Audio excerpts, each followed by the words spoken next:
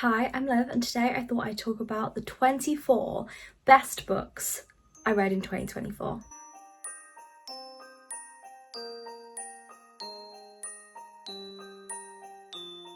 We're coming to the end of 2024 right now, and I haven't done many videos on like my overall thoughts on 2024 yet. My big reading wrap-up hasn't come out just yet. It's coming out in the new year, so stay tuned for that video. I just thought I'd talk about the 24 best books that I've read of this year. So far I have read a grand total of 98 books this year, so I'm going to talk about 24 of those books that I absolutely loved and I would recommend to anybody. There is an absolute mix on here. I've got it on my iPad down here. I've got thrillers, romance, mysteries, historical fictions. This is not going to be a shock, but this year I read ACOTAR by Sarah J Maas, and my favourite books from the ACOTAR series was A Court of Wings and Ruin and A Court of Mist and Fury.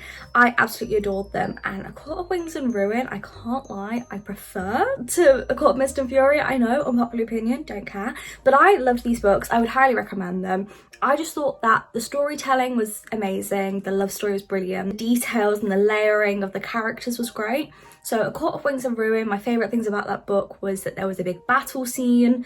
The battle scene was amazing in my opinion. I loved to see how strong characters are, and we got to see how strong a lot of the characters are. We saw a lot about the inner circle, and then with A Court of Mist and Fury, a lot of the truths got revealed to us, like the actual fact of what's going on was revealed, and I loved that. If you don't know what ACOTAR is, it is a fantasy-based series and it is set around these fays, and human gets taken to the Fae world and has to basically stay there because she made a mistake, and this is all in the first book. And there are secrets and curses. It's so good. There's powers and gifts, and it's so fantasy, like way fantasy. Nothing is like realistic, like as in like there's powers and things and mythical creatures. And that's probably one of my favorite things about Sarah J Maas's writing, is the way that she writes mythical creatures. Like I actually feel for them, and I feel like they are real people, not just creatures, if you know what I mean. Number 3 I've written down is a historical fiction, and this one is The Nightingale. This is written by Kristen Hanna. I loved this book. This is possibly in my top 5 books of the entire year. I really enjoyed this book. So this book follows two sisters. It's dual perspective. Vianne and Isabel are two sisters. Vianne is older than Isabel, and Vianne lives away from Isabel, and the war is coming. This is set in World War II. The Germans end up taking over Paris and then eventually France as a whole. And Isabel's dad sends her to live with her sister Vianne. And Vianne has a daughter and she has a husband.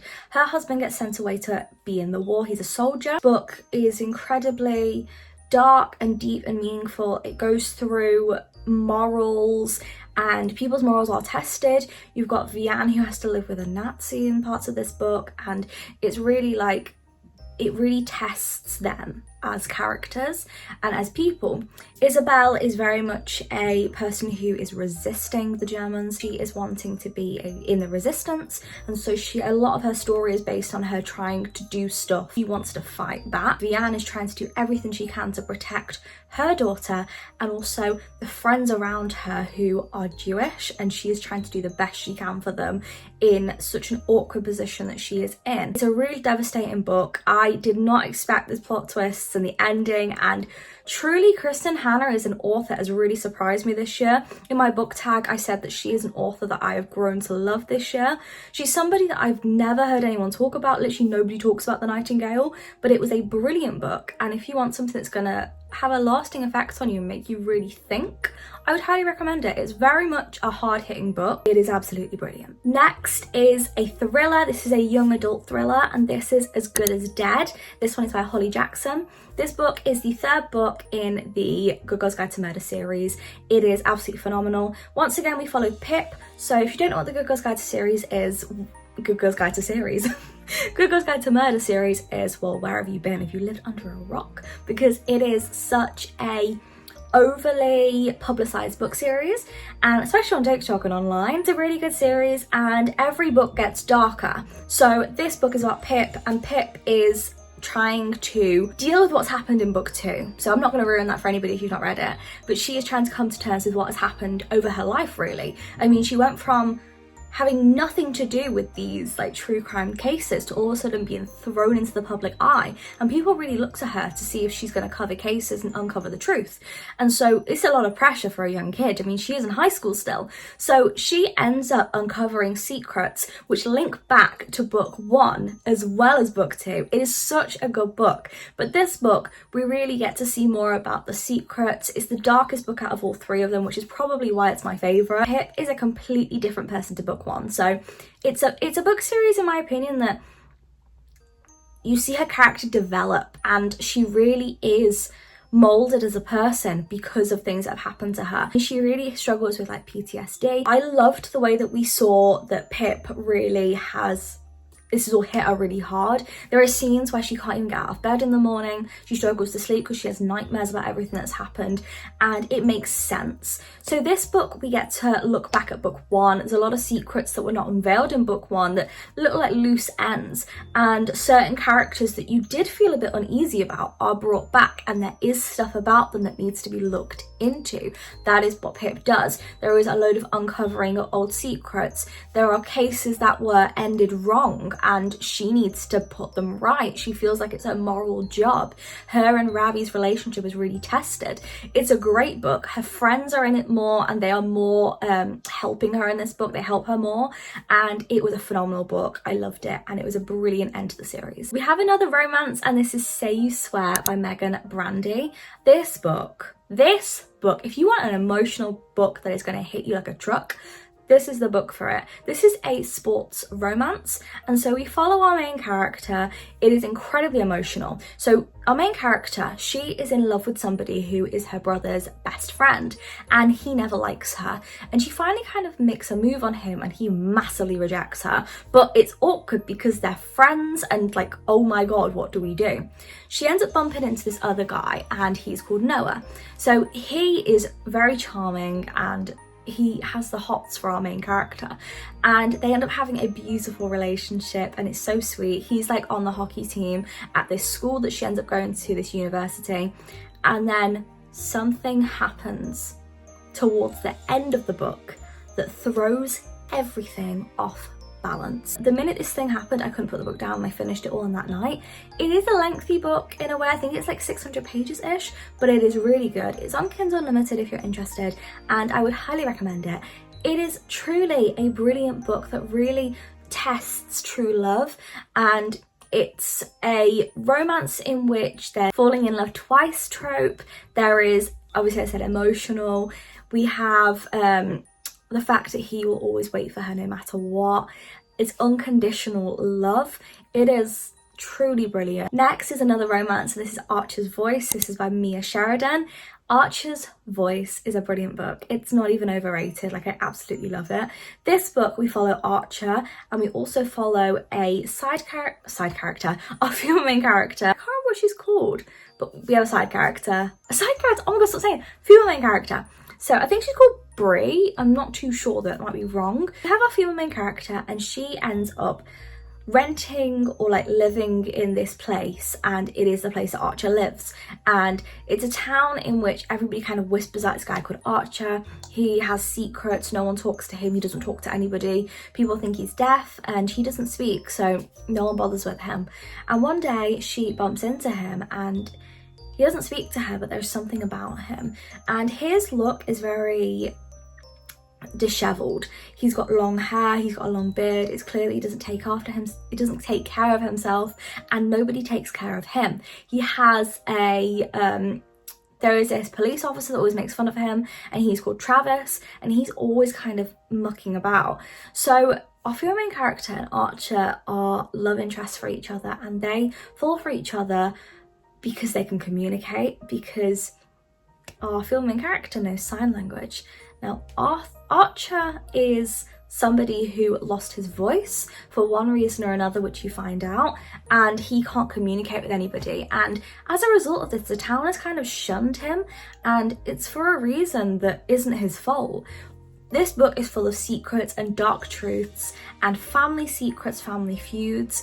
There is so much in this book. Very emotional. And there is a second book, which is Travis, and then there is a third book, which is Gage. We next have 2 books that are in the same series, and this is The Housemaid and The Housemaid's Secret. So these 2 books are both written by Frida McFadden, a brilliant thriller writer, and her books are always really quick pace. This book series follows a girl called Millie. Millie in this first book is looking for a job. She has just left a certain circumstance, and so she's really looking for a job desperately. She ends up getting a job working for this housewife, and she is becoming the maid.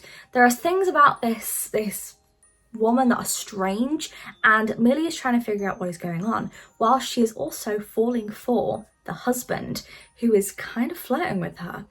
The mum, there's loads of things that are really weird about her. She is incredibly highly strung. She's always snapping at Millie, and this book is a part 1 and 2. Part 1, things seem a certain way, and part 2, the truth is revealed. Really amazing book. I'd say the second one I loved even more than the first one, but the first one, oh my god, nothing compares to the plot twist like in this book. This thriller is brilliant, and it's really easy to follow. I would highly recommend. It's a book basically where we see a housemaid and she uncovers secrets in this home with this family. I mean, for instance, just to get you a bit hooked with it, she is a live-in maid, and when she goes up to her room, there is a lock on the door. However, it's a lock on the outside of the door, so she could be locked in, but she can't lock the door herself from the inside. Housemaid's Secret is, again, it's amazing. It's one of those books where there is a part 1 and a part 2, of course. Brilliant. And this book, we see more of the first book. It's very similar to the first book, with like the format. Story is so different.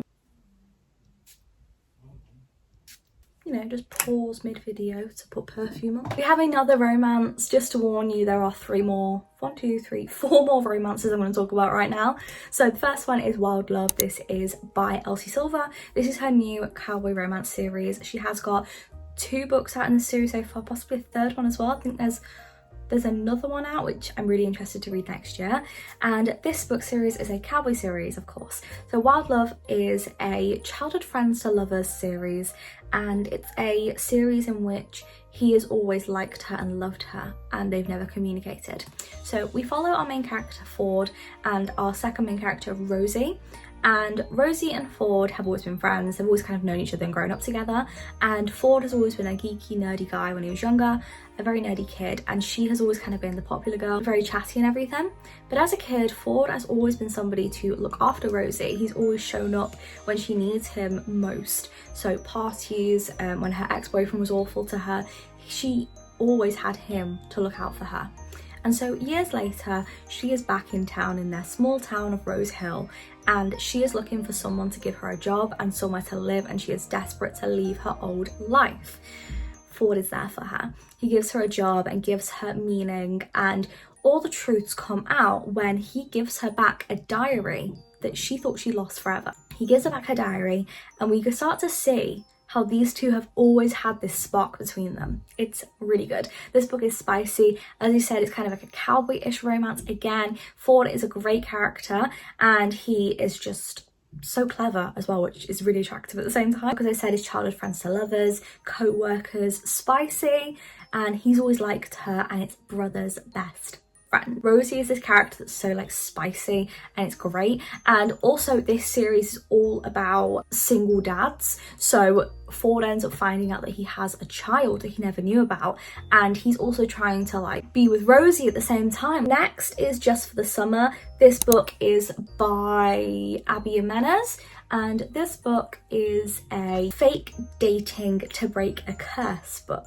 Our main 2 characters, we've got Justin and Emma, and they both find that whenever they get in a relationship, whenever they leave the relationship, that ex-partner ends up finding the love of their life. So they figure out that if those 2 date each other, maybe the curse is broken when they break up. However, they don't want to break up because they think they found their forever person in each other.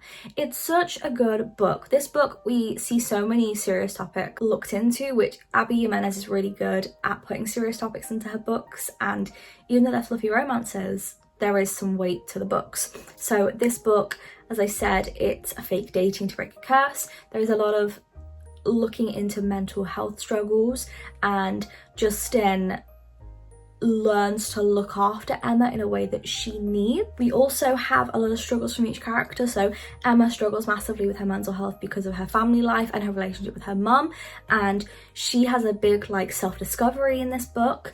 And we also have our main character Justin, who has to look after his siblings as if he is their parent, because his mum ends up having to go away for one reason or another, which you find out. He's got a lot of stress on him and she has a lot of stress on her, and it's a book on these two people trying to see if they can make it work. It is such a good book and it's so like mature. We have next got one that nobody speaks about, and this is Hate Mail. I actually didn't write down the author, so I'm really sorry about that, but it'll be on the screen somewhere now. Hate Mail was a book that I did not expect to find emotional. I thought it was gonna be a fluffy romance, and I found it really emotional. I read this on, I think I read this on audiobook, and honestly it hit. This book, we have our main character and we have a dual perspective. So we have our main character and she has a pen pal who she used to talk to when she was younger, and all of a sudden she's a lot older now, she's an adult. This pen pal starts messaging her again. She didn't reach out to him, she has changed address, it's not an email, it's a physical letter that is sent to her. So he knows where she lives, but she doesn't even know who he is. It's always been anonymous. And at the same time as she is talking to this pen pal again, who she's always had the hots for since she was little, she is also starting a relationship with this guy that she has met in her building. And it's like, who is she gonna pick? What is going on? So many questions, so many things to uncover and like, discover. It is such a good book. And then we have the pen pal's perspective, and we get his perspective through the letters. So his perspectives are always set at the time that he sent the letter. For instance, he has another partner at some point in one of the letters is sent to her, and we get to see what he was doing at the time in which he sent this letter, what his life was like. We have flashbacks, it's a pen pal book, it's very emotional, and unexpectedly emotional. It was just really good. We next have another Abby Jimenez book, and this is Part of Your World. This book, we have our main character who is very rich. She comes from old money and her parents expect a lot from her, and she also is a nurse. She has just broken up with her husband and they're having a divorce because the spark is not there. It's not okay, and she is ready to move on. I remember the other reasons why they broke up. I can't remember if it was like a cheating reason or something, but they end up breaking up basically. And her parents don't believe they've broken up. They keep trying to get them back together, and she is just not wanting to do that. She wants to move on and be with someone who likes her. So she ends up going to this small town, and her car breaks down and she bumps into this guy, and he is our male main character. Now, he isn't from money, he is actually struggling with money, and he runs a B&B bed and breakfast to get as much money as he can, and he struggles to keep it running. And they bump into each other, have a one-night stand, and the next day she finds his wallet, realises he's about 8 years younger than her.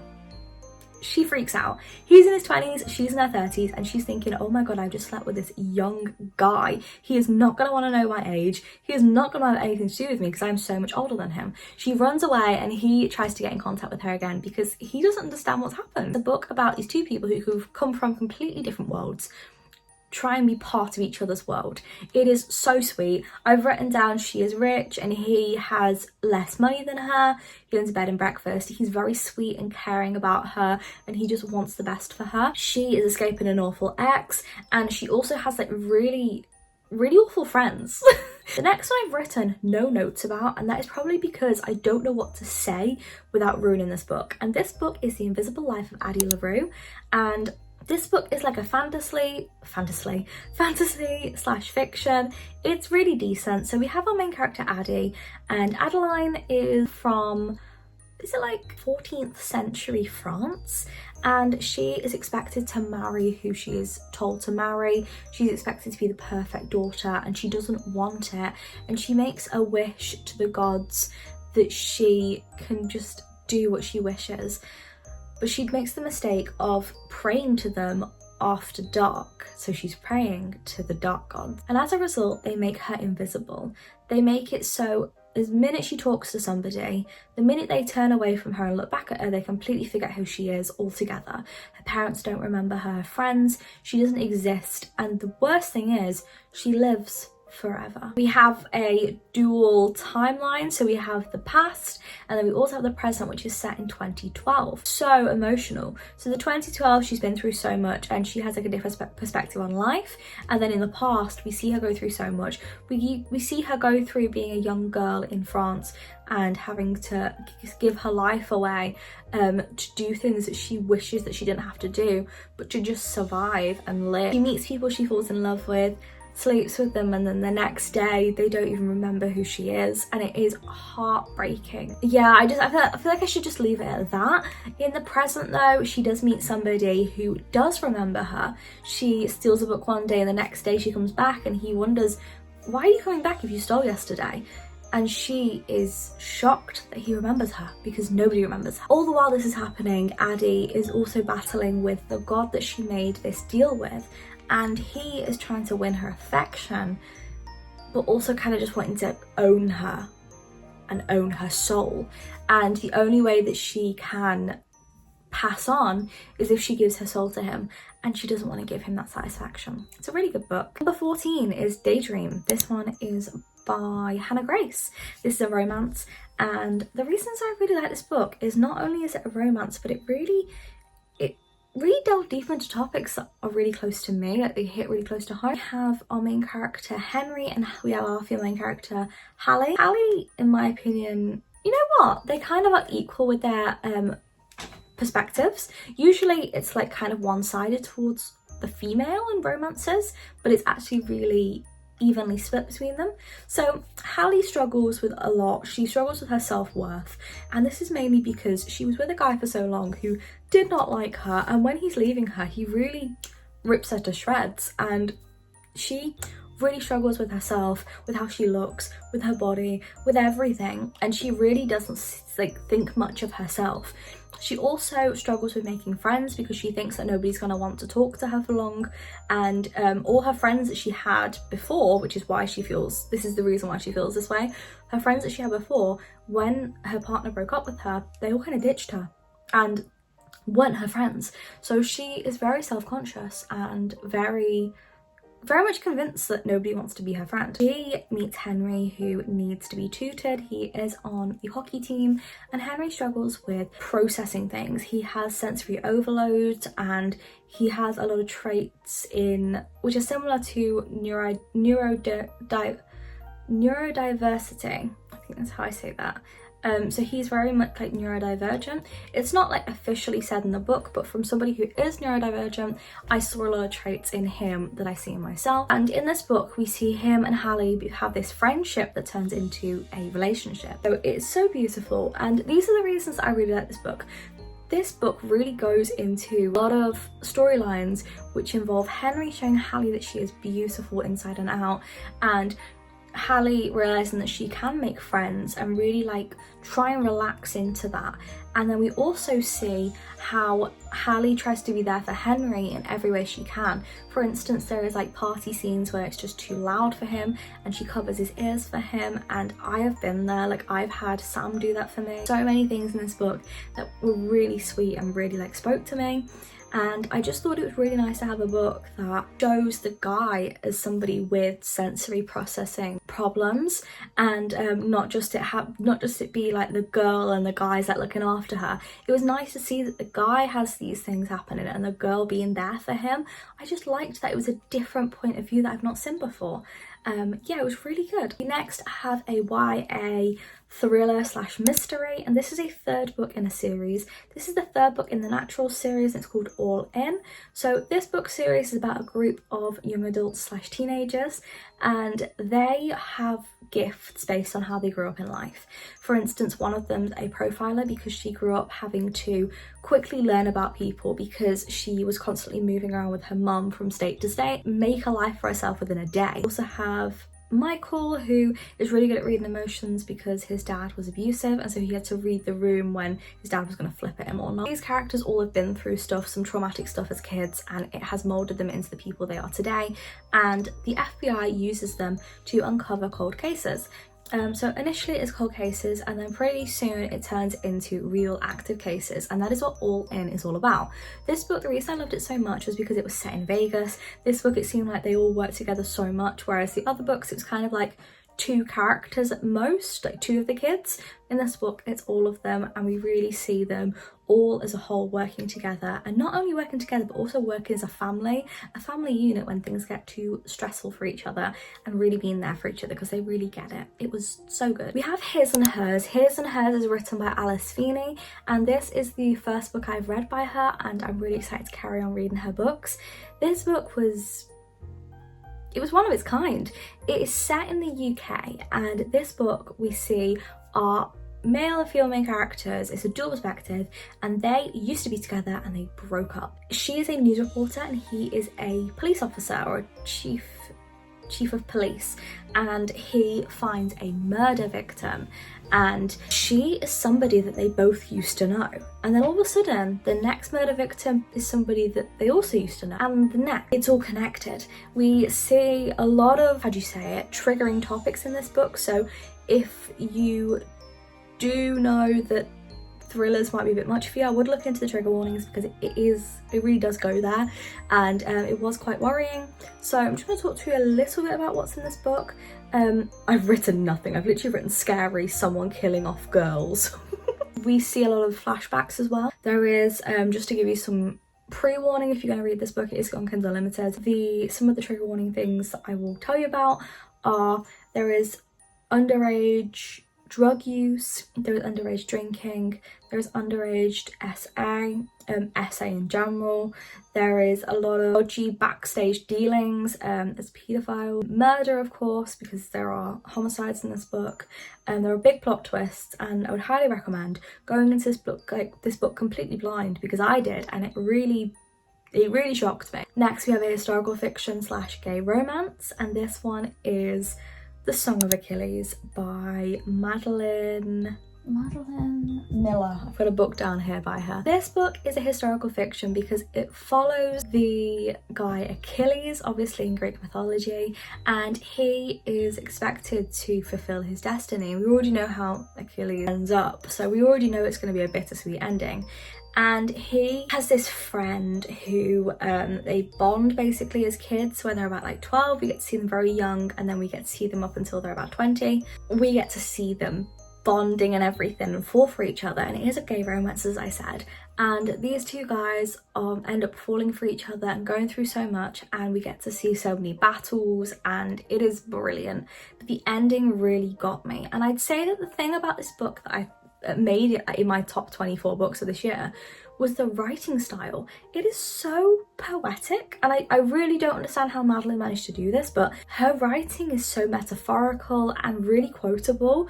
And I mean, my best mate, she absolutely loves this book, like with a burning passion, and I got her a bookmark. I've gotten her Greek mythology books because of it, because she's obsessed with this book now. I've also gotten her, I wrote her a Christmas card, and on the card I wrote her one of the best quotes in the book, and she was getting emotional. It's just that type of book. It's truly brilliant, and I just don't know how she does it, but I appreciate it. Number 18 is The Book Thief. This is a historical fiction, and this book is a very deep and harsh book with the raw reality of World War II. We follow our main character, and she is called Liesel. Liesel is adopted by this family who are very harsh. I mean, it is a harsh time for people because it is the time of World War II. She's a kid, really, so we get to see World War II through the eyes of a kid, and she becomes friends with Rudy, who's one of her neighbours. He's a boy, and we see a lot of secrets in this book. I'm just trying to figure out how to describe this book because it's so different to anything I've ever read before. We have Liesel, and her parent, we don't know what's happened to them, but we know that she ends up being adopted by this family, or by this couple. And this couple, they're very polar opposite to each other. We've got the mum, who is very harsh, very strict, but that is her way of loving people, is being harsh and strict to them. And then you have the dad, who is very funny and caring, and the mum and dad are always fighting, but they do love each other. They end up taking in a Jewish man who is somebody that the dad knows. The dad knew this Jewish man's father in the war and made him a promise that he would be there for him in any way he needs. And so this boy turns up on his doorstep, and I say boy, he's just a young man. He needs somewhere. He needs someone to look after him and keep him safe. So our dad looks after him. We see Liesl learn how to read from him, and there are beautiful moments and really funny moments in this book. And there's also the harrowing reality throughout this book. We see so many parts in this book that I burst into tears over, and it's truly a important book to read, I'd say. And we get to see so much of World War II, parts that should not be forgotten, through the eyes of a child and how she interprets them. So harrowing, because they see it as normality growing up around it, and then it hitting you that this is like a real event. It's a very good book, very well written. The perspective is all from the perspective of death. Very poetic, really hard hitting. Number 19, we have a romance. It's a fluffy romance. It's a Christmas romance, and this is Love Like Farms. Yeah, I know, I'm putting Love Like Farms in my 24 favourite books of the entire year. I'm aware. Really good book. This book is set at a Christmas tree farm, and our main character, she is struggling to keep this farm afloat. She needs to do everything she can to get as much money as she can to keep this farm going. Her co-workers don't know anything about it. She's keeping it secret because she really wants to make it work. And she enters into this competition. This competition is run by this like hopeless romantic who has a big following on social media, and she's hoping that from this big following on social media, maybe she can get some customers in and maybe win the grand prize. But she lies and says that she bought this Christmas tree farm with her partner because she wants to sell it as like a romantic getaway that was bought by this like couple, but she doesn't have a romantic partner. She asks her best friend Lucas, who she has always had a crush on, to be the partner, and he is happy to oblige. This is all from her perspective only, by the way, apart from the very last chapter in the book. So Lucas agrees completely, and everyone in the town is kind of like, oh my god, finally you're together. And she's thinking, finally? Finally? What do you mean finally? And it's very clear that these two are very close. They're very cuddly, they're very touchy-feely, and Lucas is very much somebody that doesn't even want to talk about what will happen after they have to break up, because obviously when the social media person leaves, they're not going to be in a relationship anymore, surely. Lucas doesn't want to speak about that. He's very cuddly. Maybe there's feelings there. I mean, she's always crushed on him, but she doesn't know his feelings for her. It's really good. It's friends to lovers, and it's so cozy, and there is no third act breakup, which I adore. Happy ever after ending, and it's the start of a series as well. Gone is number 20, and this is a dystopian book series. So Gone is an absolutely brilliant book. This is written by Michael Grant. Everybody over the age of 14 disappears one day, and there is a barrier around this area, and they don't know why.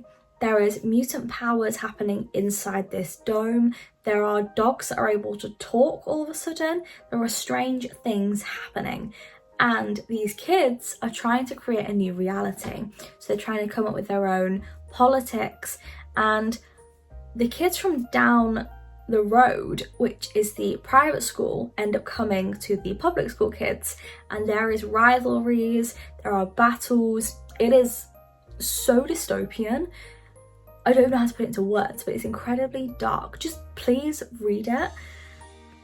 It's brilliant. I read it when I was 15, adored it, and then reread it this year because I just really want to experience it again, and I was not disappointed. Done and Dusted is number 21. This is a romance, and it's a cowboy romance. This one is written by, I think it's Lila Sage, and so good. It's a series as well. It's really good. So we have our main character, and she is coming home because she had an accident on a horse, and ever since she has not been able to get on a horse. She's a horse rider as well, a competitive horse rider, and she can't get on the back of a horse again. But she can't tell her family because her mum died in a horse riding accident, and she doesn't want them to worry about her. She comes home to the family, and they're very close-knit family, and they're always missing her. They're always missing Emmy. They want her around more, but she just never comes home to Bluebell Ranch. When she gets home, there is the guy there who is always doing her head in, and he's always been a bachelor, always been someone that's always been messing around. When she comes home, he's not like that anymore. He owns the pub that is like the little nightclub, the little bar they have is his. He also works for her dad, and he's her brother's best friend, and he has completely changed. And she finds herself in his arms one day because she has a panic attack when she is in the stables, and ends up confessing to him what happened to her. And he decides that he's going to do everything he can to get her back on a horse, because it is what she loves to do. He does everything he can to get her on a horse again without having to tell her brothers or her dad what actually happened. It is so sweet. You get to see them spend so much time together and fall for each other. And then when her brother finds out, all hell breaks loose. I know it sounds very similar to Wild Love with the whole like brother's best friend, but it is so different, and the reactions from the brothers is really different. I'm not gonna lie, kind of preferred Done and Dusted's reaction. Just gonna say, really good book, and it is so sweet. You just really see this unperfect relationship. They work so well with each other. It's just so sweet how he really tries to do everything that he can to make her comfortable. And his job on the farm anyway is to teach kids how to ride, so he's very used to teaching people riding horses. Him helping her relearn how to ride a horse and to not be scared is really something that he can do for her, and he wants to help her. And, well, the next two are actually in the same series. So we have Bloody Heart and Broken Vow. These are both in the Mafia series, which is the Brutal Birthright series, and these are both contemporary mafia romances. Bloody Heart is really good. This one has actually a trope that I hate, but somehow loved this book. So this book, we have the eldest brother in the Italian family, in the Italian mafia family. He dated this girl, well, not even dated, he fell in love with this girl when he was younger, and they used to sleep together, and he used to sneak into her house. She is from a very prestigious family and they were in love, but he is from a mafia family and she is not, so how could their worlds meet when she is from this prestigious, like, goody family? And she finds herself pregnant and doesn't know how to tell him, and when she's gonna tell him, he shows up covered in blood, and she realizes this cannot be a life that my baby grows up in. And so she hides away from him and tells him that they can't ever be something together. They move away, her family, I think, and years later he sees her on a billboard again. He always sees her on billboards because she's a model. He's attracted to her still. He's always been in love with her, and he's never found anybody since. They end up, it's a second chance romance, and he finds out about the kid. Whose kid is it? Secrets unravel, and of course it's a mafia romance, so things go wrong because people are still after him and his family, so they're going to go after the things that matter the most to him, and there's only one thing that matters to him, and it's that girl.